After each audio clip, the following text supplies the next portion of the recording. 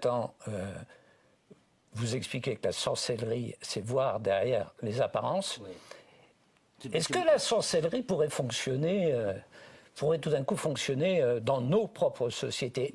Mais À la limite, la transparence qui fait les grands débats en ce moment, c'est la volonté de voir derrière les apparences. mais elle fonctionne. Il y a un peu de sorcellerie là-dedans, Elle non? fonctionne presque dans nos sociétés. Je veux dire par là que quand un groupe, vous appartenez à une corporation, un groupe se réunit et dit un tel, il commence à dire du mal d'un tel, et il y a une sorte de cabale qui se monte contre lui, et que finalement, au prochain, à la prochaine brouette, vous êtes dedans, quoi. Vous disparaissez, votre poste disparaît. Ça, c'est de la sorcellerie pratique. C'est-à-dire, c'est des groupes qui s'associent pour manger quelqu'un, s'emparer de son poste, le faire disparaître de la scène.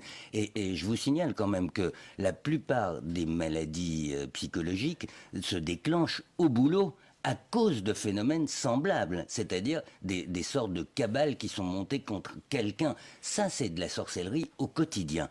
En Afrique, elle prend un caractère sacré, mais c'est le même mécanisme, c'est des mécanismes de pouvoir en vérité.